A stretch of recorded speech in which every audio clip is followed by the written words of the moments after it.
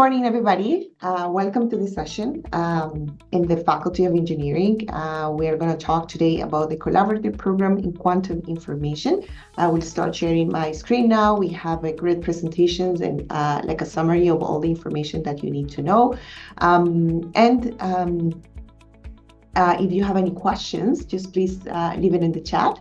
And then once the session is complete, if you have more questions, we will answer them live. But feel free to use the Q&A box to leave your questions. Okay. Share my screen.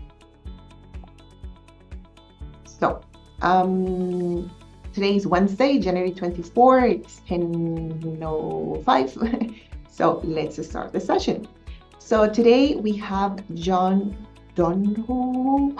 You will correct me how to say your last name correctly. He is the Senior Management Scientific Outreach in the Institute for Quantum Computing. So like a complete expert to explain you everything that you need to know about quantum information. We have also Paula. She is the manager of graduate studies and postdoctoral programs in the Institute for Quantum Computing. She is available there in the chat to answer any questions that you have. And I am your host. I'm Maria Sandoval. I am the Marketing and Recruitment Specialist for the Engineering Graduate Studies Office. So the first thing that we're going to do is to explain you the type of programs that we have in the Faculty of Engineering and how you can apply. And then, of course, one of the options that you have is to apply for the collaborative program in quantum information. And then John will explain you the details. So my first invitation to all of you is to visit the Graduate Studies page. It has all the relevant information that you need to know with the application requirements, the deadlines to apply, the type of programs. If you are an international student as well, the additional requirements that you need to know, how to find a house, like all the relevant information is there. So please visit the page. Here is a QR code, or it's at uwaterloo.ca/engineering/graduate students. The Faculty of Engineering is the largest engineering school in Canada. We have 6 departments and 2 schools. So everything related with engineering is here in the faculty. So we have chemical engineering, civil and environmental engineering, electrical and computing engineering, mechanical and mechatronics engineering, management sciences, systems design engineering. Today, we're going to focus in electrical and computing engineering. That's where you can find the collaborative program in quantum information. Also, we have 2 schools, as I mentioned. So there is the Conrad School of Entrepreneurship and Business and the School of Architecture. It is important to remember that only at Waterloo, your ideas, your intellectual property. So 100% of the ideas developed at Waterloo are owned by their creators, faculty, or you as a student. If you come with a new idea, it belongs to you. So you have the rights to control, to patent, or to license your idea, to commercialize it, or even start your own company. That's one of the several reasons why you see so many entrepreneurs coming from the University of Waterloo. So when you come and you have all the resources available, not only with the professors in your classes, but taking like this, for example, a collaborative program, taking different perspectives, going to the institute. There is many support for you to have your own company. So if you're one of these people that you're very smart and you have a business idea that is yours, then Waterloo is the place for you. We have different types of programs. That's important. So there are course-based and research-based programs.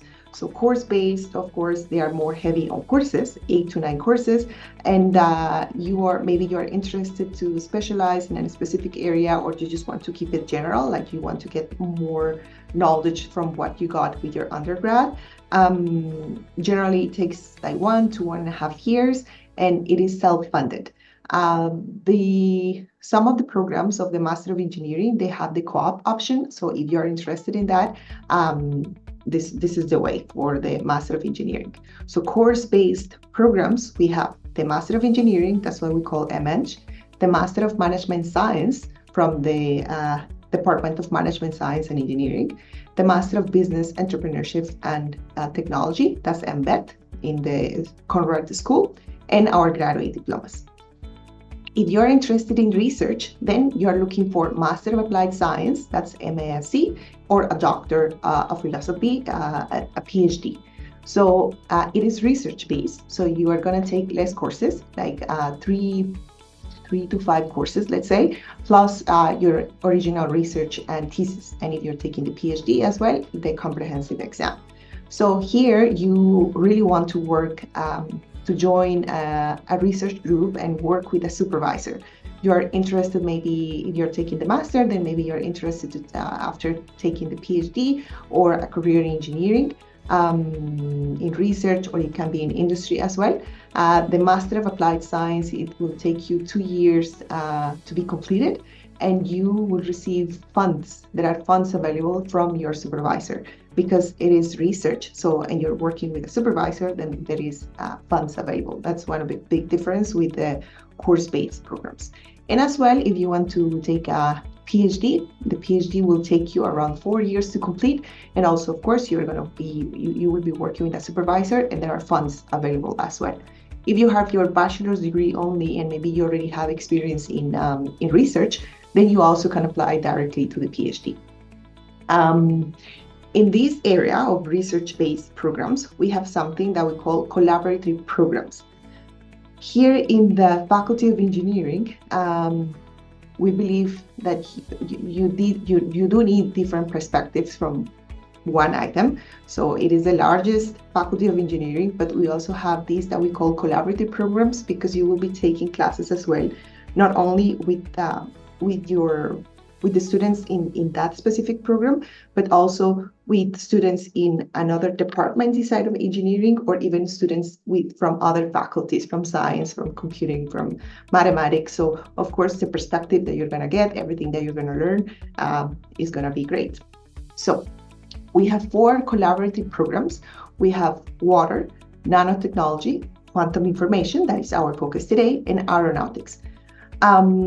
So in this case, the Institute for Quantum Computing offers graduate students this very unique opportunity to learn and engage in a world-leading research in quantum information through a wide range of advanced research projects and advanced courses on the foundations, applications, and implementation of quantum information processing. If you want to be part of this, then you are looking for the Department of Electrical and Computing Engineering, and you're looking for Master of Applied Science and PhDs, the research-based programs. So of course, now John will explain all the details, but I just want to guide you that if you want to be part of this, then this is the department that you're looking for. In this collaborative program in quantum information, so you will be taking classes as well with the students in the faculties of engineering, of course, in electrical and computer engineering, but also with the students in mathematics and science. So those are another 2 faculties. My light is off. Another 2 faculties. So it would be great, like the experience you're going to have. This is kind of what I just mentioned. So again, I invite you to visit our graduate page and also the Electrical and Computer Engineering department, and look for Master of Applied Science and PhD and the collaborative program in quantum information. All the admission requirements, this is a lot of details, so I will advise you to visit our website. Also, we have there a recent webinar that we did explaining all the requirements to apply to the Electrical and Computer Engineering department. Try to find a research in a supervisor, or a supervisor.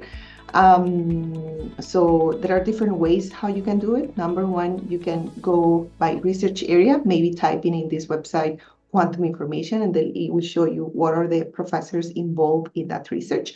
Or also you can look for the professors in the department. You will find their profile and the explanation, the publications, if they are accepting students. So this will be also an important step. If you are able to get an answer from a supervisor before applying, that's great, of course, because it helps you in the process. If you don't, then that's okay. You can always apply, and then you can mention with who you would like to work with. it is important, you don't need a supervisor to apply, right? If you were not able to get an answer from any of them, but you do need a supervisor to be accepted in the program. So it is important that you make like a good work when you're trying to contact them. The application deadlines in the Faculty of Engineering. So we have 3 intakes. We have an intake in September, in fall. So the deadline to apply, it is now in February 1st. So if you're thinking about September, well, you have like a week to complete the application. If you are planning to start in winter, then the deadline is June 1st.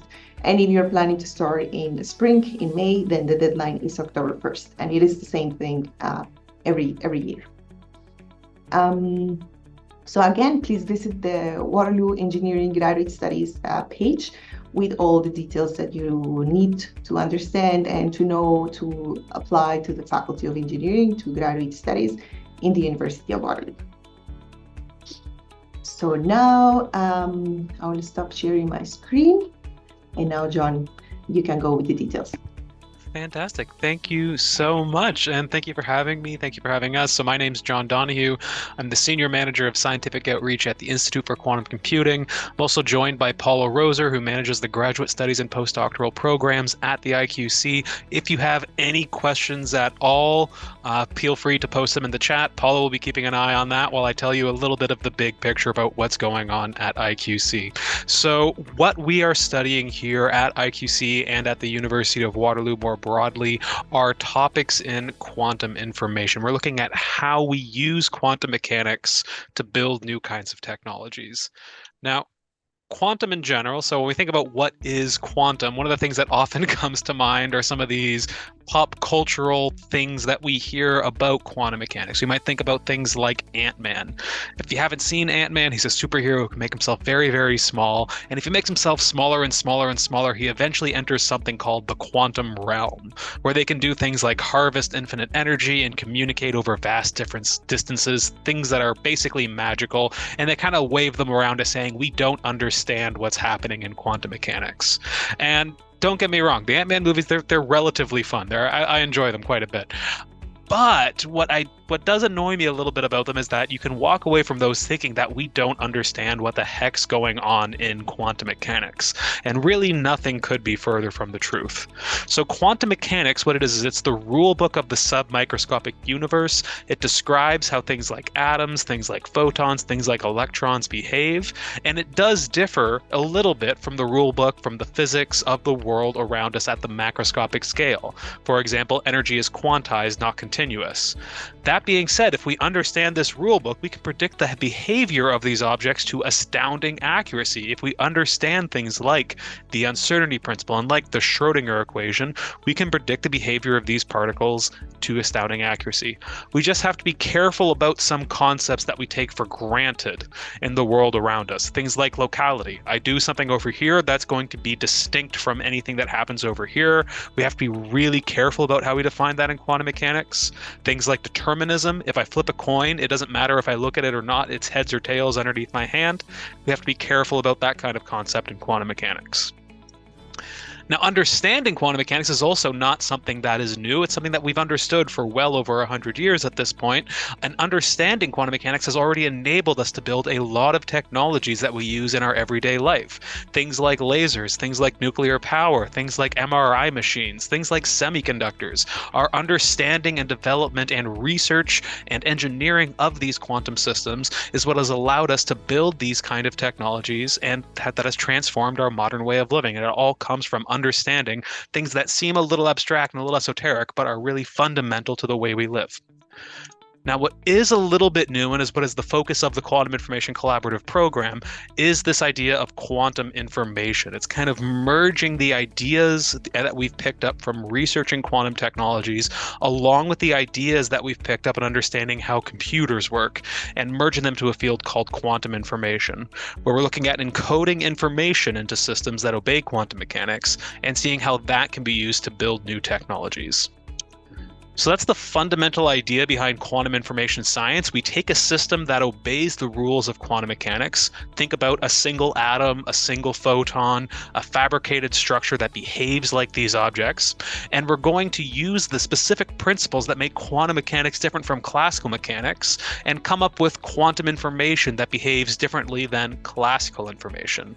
Now, this has a lot of applications. These include things like quantum computers. So computers that use quantum systems as the bits, as the building blocks of the computers.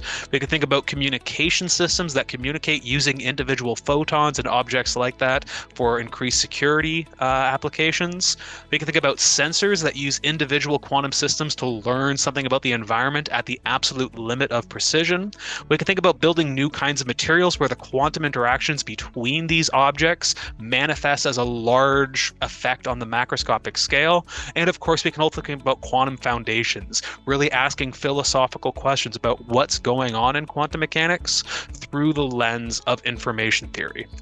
Now, when we start thinking about this, when people think about quantum mechanics in the first place, the physics usually is what comes to mind first. But if we want to understand what kind of algorithms we can run on quantum computers, if we want to understand what's going on in these communication protocols, if we want to understand some of the ultimate limits on the sensitivity of these sensors, there's a lot of mathematics that comes into that. There's a lot of computer science that comes into that. If I want to start applying these computers to understand chemical processes or look at the atomic structure of these things, chemistry comes into play.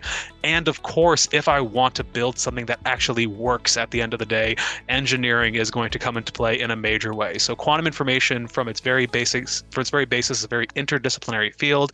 There are ways to get into it from the lens of computer science, math, cryptography, chemistry, physics, engineering, and more. And the Quantum Information Collaborative Program is really meant to bring those different fields together to really push this field forward. So Waterloo has been involved in this field for over 20 years at this point, but we are seeing a major surge in interest internationally as well as across Canada.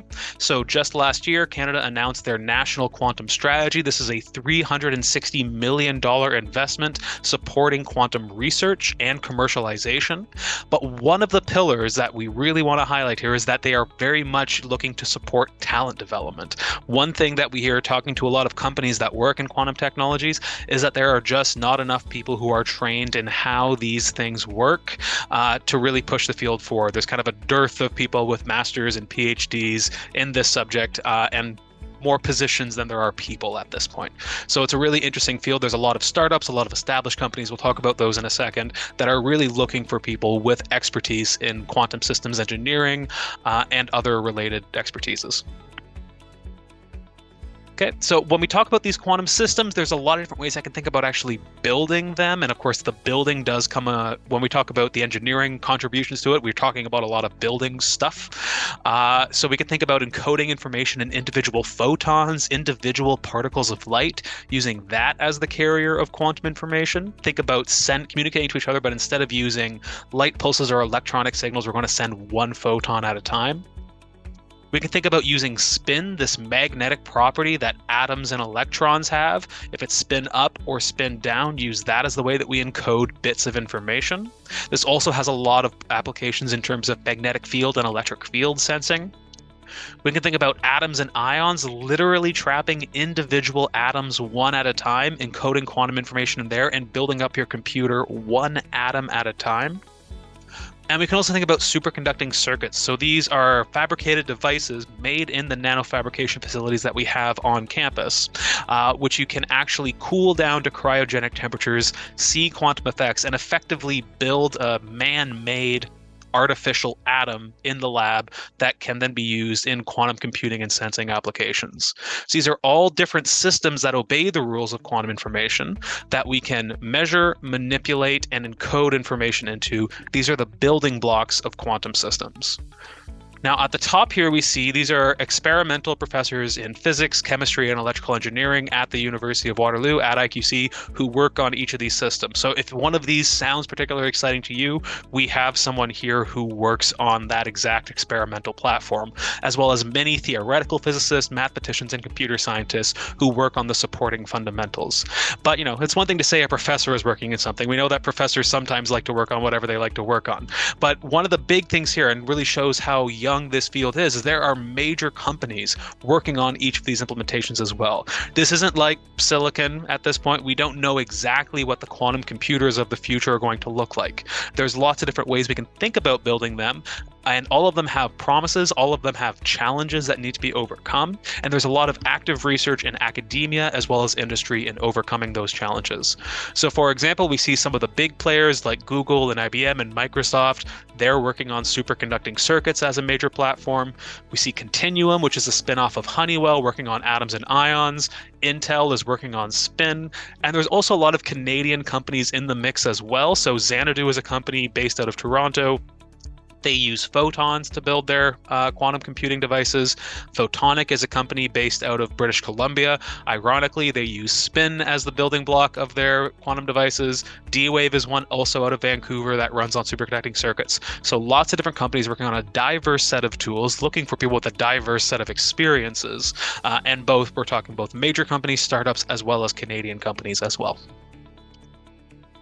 Okay, so that's the big scope of what kind of quantum information looks like from a bird's eye view. So what does it look like particularly at Waterloo?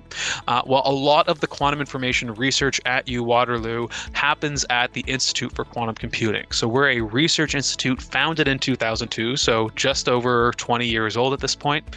And what we were founded on, the principle that we were founded on was understanding that quantum information is something that requires people from many different disciplines. And in the normal structure of a university, what you'd have is the physicists working in their building, the engineers working in their building, the computer scientists working in their building, and no one knows what anyone's doing. So the idea was to really bring people together so that the engineers, the computer scientists, the physicists, the chemists, they're all working together, talking together, establishing a common language to push this field forward. And since we've grown then from in 2002 being a couple profs and a handful of students wandering around whatever hallway they would let us wander in, to now where we're about 30 faculty members from 7 departments. We're something like a community of 200 graduate students at any given time. And also, of course, as the field has grown, thanks to, as mentioned earlier, Waterloo's IP policy, there are a lot of startups coming from University of Waterloo professors and students. So there's 20 plus startups founded by members. About half of our faculty members are involved in some degree, either as a lead or as a team member in a startup of some sort. We also have 3 buildings on campus, the Mike and Ophelia Lazaridis Quantum Nano Center. That's also where the nanofabrication facility, the main nanofabrication facility, is located on campus. If you happen to be passing by and see the big orange windows, that's where a lot of the work happens in building these quantum technologies. And we also have 2 buildings in the North Campus, the Research Advancement Centers, where some of the more sensitive research happens. Some of the ones that, might be a little magnetically sensitive if people are driving cars around the ring road, for example. Now, the research areas are broad. I already talked a little bit about the different kinds of physical infrastructures, but in terms of the kind of ideas that people go after, we have people working on different kinds of interferometry, different kinds of complexity theory, different hybrid quantum computing structures, quantum simulation. That's where you make a quantum system behave like another quantum system so you can understand that maybe inaccessible system a little bit better. Quantum chemistry, quantum cryptography, different kinds of games you can play with these things, quantum foundations, a whole bunch of things that people are working on, both in engineering as well as in folks from the other departments and faculties. So if you do want a very big picture of what folks are doing and you want to get a bit more detailed on some of the individual research topics, I recommend checking out this page here. If you Google IQC Waterloo Supervisors, it'll get you there, or you can follow this link here, uwaterloo.ca/IQC/program/graduate-studies/supervisors to learn a bit more about some of the research topics at IQC. Now, specifically for electrical and computer engineering, we have 8 professors who supervise in the ECE department. So these are professors who'd be able to take on students who apply into the ECE stream. And these research topics span things like nanophotonics and quantum optics. So looking at developing materials on the nano scale that respond to light in specific ways.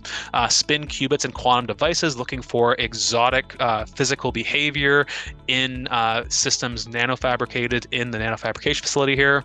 Quantum sensors and magnetic resonance, so looking at developing very sensitive sensors based on magnetic properties. Solid state quantum simulators, so developing in the solid state something that can be used to simulate other quantum systems. Superconducting quantum devices and engineered quantum systems, so those are those superconducting circuits that are cooled down to cryogenic temperatures.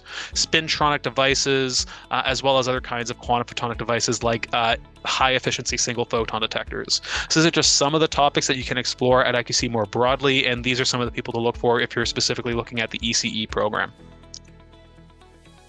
And yeah, I've mentioned as Waterloo, we've been in this quantum information field it's kind of been a field that's heated up quite a bit relatively recently, but Waterloo has a long-standing involvement in it.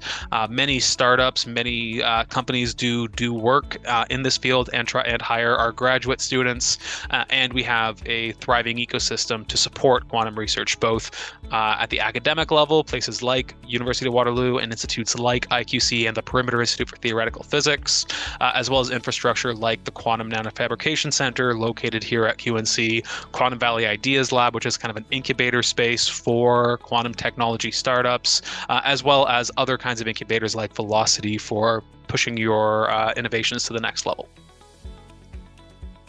Okay, now specifically regarding the program, so we do have research-based master's and PhD programs offered in collaboration with 7 University of Waterloo departments, including electrical and computer engineering. We also do have a course-based MSc in physics that has a specialization in quantum technology. As mentioned, there's about 30 independent research groups, so 30 professors, 8 or 9 of which can supervise an ECE, and a community of over 170 graduate students with, I think we're probably a hair over 400 now in terms of total alumni. So I'll be going through them in a bit more detail as we go, but if you do want kind of the broad overview, you can find that at uwaterloo.ca/IQC/programs. Okay, so the collaborative program actually launched in 2010, so IQC has been around since 2002. This collaborative quantum information program did launch in 2010. I am a graduate of the program myself. I have my PhD in physics from this exact program, so I can highly, highly recommend it from personal experience. It is available in 7 departments, including ECE, but also applied mathematics, pure mathematics, combinatorics and optimization, and computer science. Those are all in the Faculty of Math, as well as chemistry and physics in the Faculty of Science. So we do see that a slight majority of our students do come from physics. That's this big blue slice of the pie here, but following closely behind is the ECE programs. These are the cumulative enrollments, and we see that we've had almost 100 electrical and computer engineering students come through this program over the course of its existence. So next to the physicist, ECE, you're the next biggest chunk.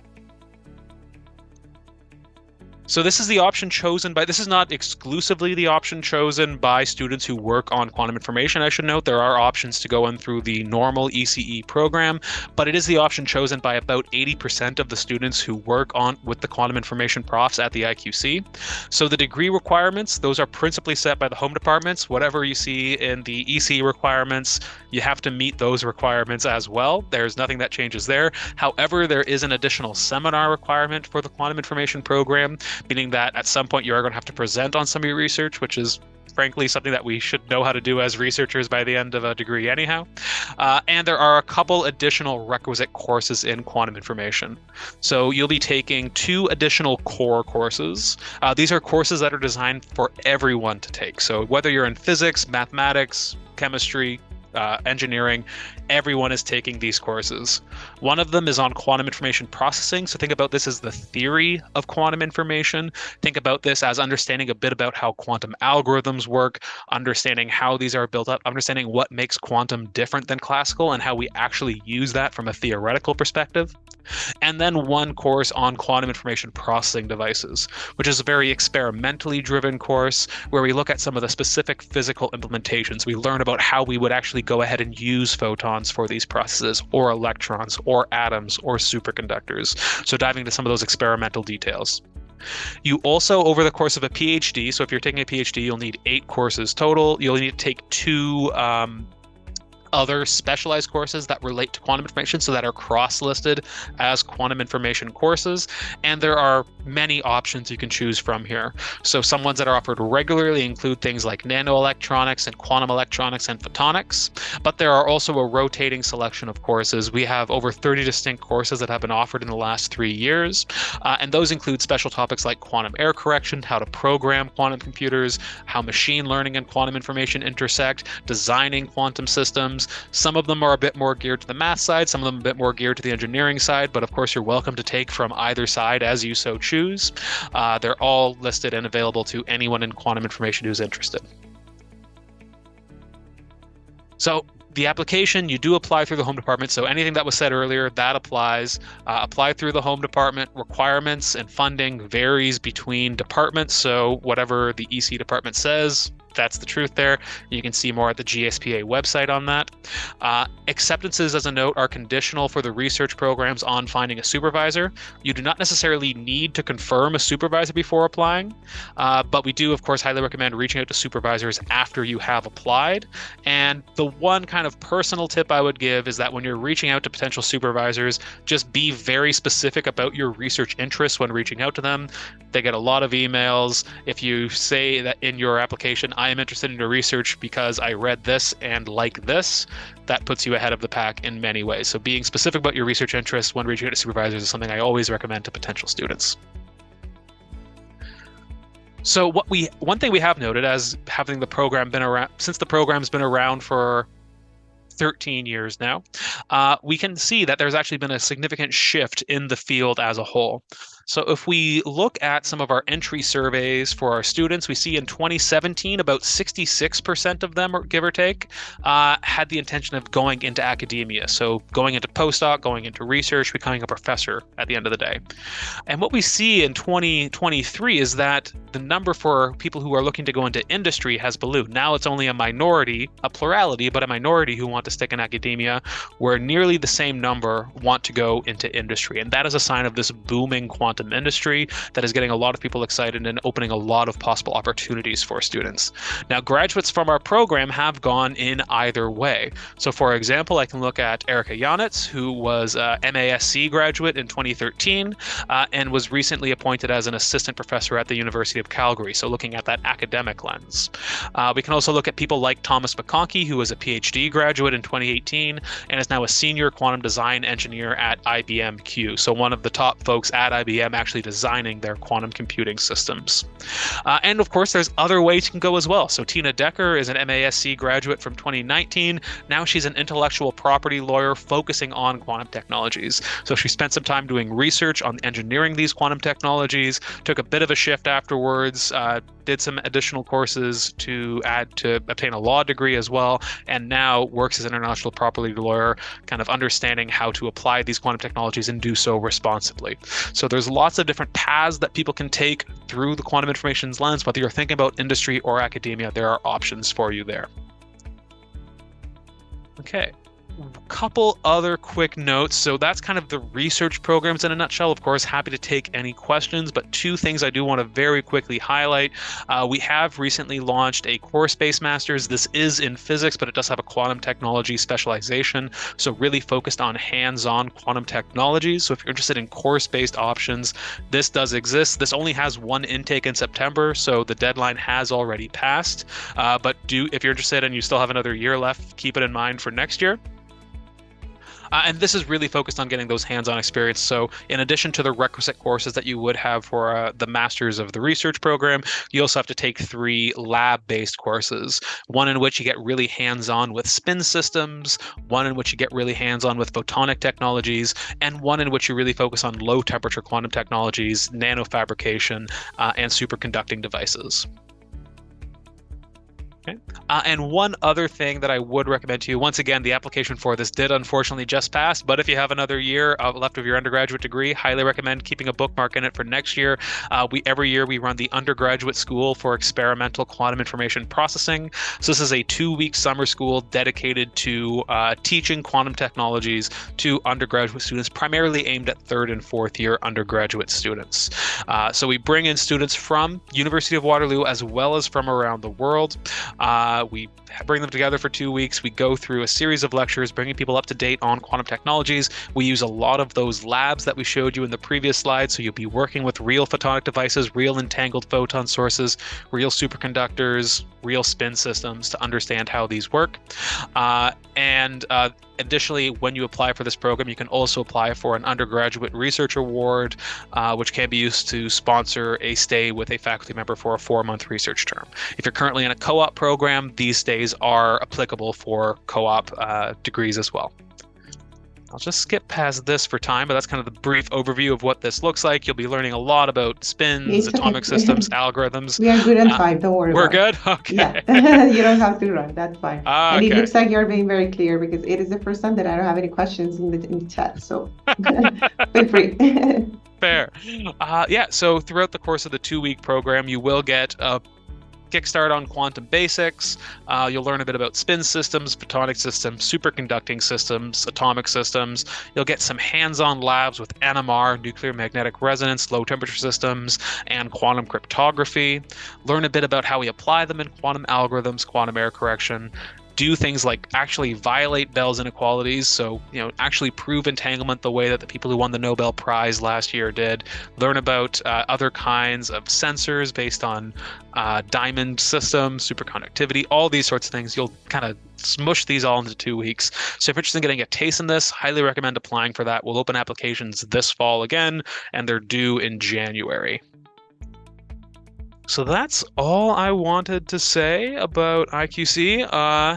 Imagine that was quite a bit of information. So once again, Paula and I are here. We're happy to answer any questions. If you do have any questions that you want to ask us by email, feel free to reach out to us at these email addresses here. Thank you so much for having us. And yeah, happy to stick around and chat. Perfect. Thank you so much.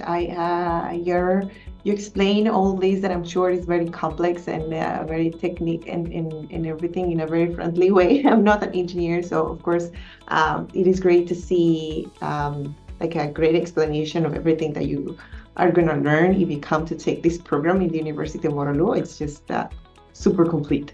An anonymous attendee is asking us any advice in terms of process for applying to a IQC research-based program as somebody who has been out of school for a few years, in particular academic references, as well as physics prerequisites. For context, I graduated from Waterloo with a bachelor in computer engineering. I'll maybe throw it to Paula in terms of the specifics about the references. However, it is definitely not it's not a unique situation. We have had many students who come in and have a little bit of a gap between their undergraduate and their graduate degrees, especially if they've been working in the industry or a related industry. Many people decide, okay, a few years later to say, yeah, let's go for a master's. So it's not uncommon. There you go. And then in the requirements... sorry, I'll just, Paula, do you have anything to add to that? Yeah, so as far as references go, I would recommend reaching out to the physics department. Sometimes they can waive reference requirements if it's likely that you'll need at least two academic references. They might be able to waive one of those for you, but that would be up to the department itself. Here I'm going to look for the link as well, where you can find the contact of all the programs coordinators, so they will be able to guide you as well in the in the specifics of the admission requirements, and if you have any specific situation that you would like to share, because anyways you need to fulfill the admission requirements to apply to any of our programs. Here it is, the contacts of the program coordinators of each department, of all the faculty, I think is here.